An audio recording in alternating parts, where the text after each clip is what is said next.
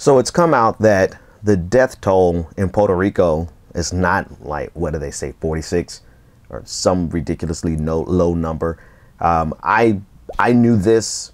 I knew this number was wrong when we reported on this almost a year ago. And we're coming around to the hurricane season. The hurricane season starts tomorrow. A report came out showing that Hurricane Maria is responsible, and in the subsequent aftermath, the lack of power, the lack of water, nearly 5,000 people have been killed, died. And of course, we're not covering in the mainstream news because it's not as salacious as Roseanne. I'm not going to say that the Roseanne story is unimportant. It is very important for reasons that I will outline in a few minutes. But this is 5,000 Americans. I think they forget that Puerto Rico is a part of the United States. I think they forget that that these are American lives. More people have died as a result of number one, the hurricane, and then the lack of response from the United States. More people have died from that than died on 9/11. That's not to make this simply a media critique, because it is absolutely newsworthy, but it also just shows you how we function as Americans. If it bleeds, it leads. This is not just a media critique. This is an American culture critique. This is almost a human critique. I'm sure this phenomenon is not just unique to the United States of America. If it bleeds, it leads. If it's a slow bleed, not so much. But if it's like you're just all out gushing all over the floor, then yeah, we're going to put that on headline news. Right, we're going to cover that. We're going to cover it as disaster report. If it's something that can inflame what's the word I'm looking for? If it's something that can inflame the tension or the furor, if it can flame, if it can make people upset, if it can make people, let me just say it really simplistically, right? If it can make people upset, if it drives men's fury, then it's something that they will cover nonstop, because the media knows what they're doing. They know that we as individuals have a desire to, we can't look away. That's how I want to say it. We cannot look away. We look at the screen and we simply realize that it's too compelling for us to change the channel. And because we can't change the channel, CNN knows that they could run, what was the Malaysian flight 360? They could run that over and over and over and over again and pay no attention to serious issues, because we are so obsessed with this type of media that we too are complicit with what's happening in our media. We too are complicit with the fact that no one's really talking about 5,000 people dying in Puerto Rico. Now that's the media critique, that's the cultural critique, but also the reality that we don't care when it's brown people. I hate to make it it's not an oversimplification. We do not care about people that we have othered. We have othered. When we have made, put it like this.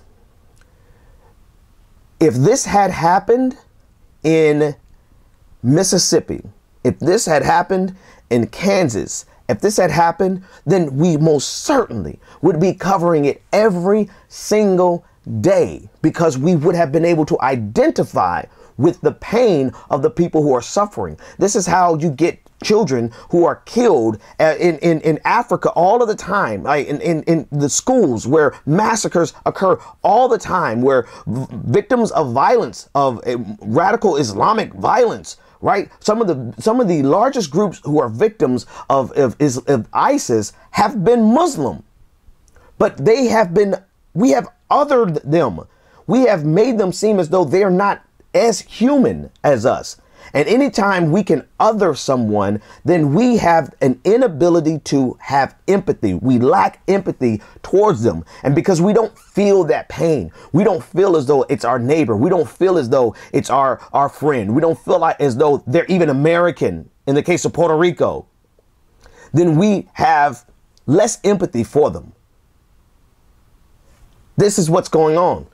right? You have a combination of ignorance because of people who don't realize Puerto Rico is a part of the United States of America. And then also a level of bigotry in the sense that we see them as others because they are not for many reasons, right? You would be amazed at how many people think that Puerto Ricans are immigrants. The level of stupidity around it is fascinating and mind-numbingly disturbing. But these are the reasons that play into the reality that nobody's talking about this. And again, I'm not going to say that these other stories aren't important, because I think the Roseanne story is critically important, particularly in the culture wars. But we have to have the bandwidth. I'm sorry. We absolutely have the bandwidth, and we have the ability to talk about multiple stories at a time.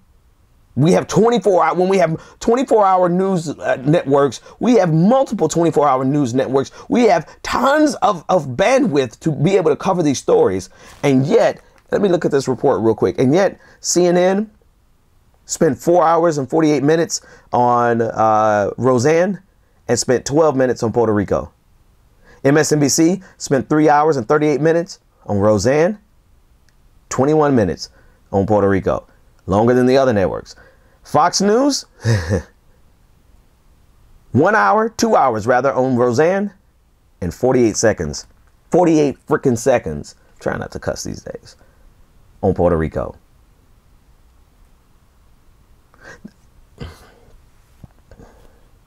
I can't really say that MSNBC is better, even though they covered it the most. But the reality of it is that we all, our entire body politic suffers from a lack of empathy and an extreme amount of ignorance with regard to what Puerto Rico even is. But more so than the fact that they are Americans, they're human beings. And they're not even prepared for the next hurricane because they haven't recovered from the last hurricane because of the lack of concern that we have had as a nation collectively for the people of Puerto Rico. Not our neighbors. See, that ignorance can slip in anywhere. It literally can slip in anywhere. Our fellow citizens.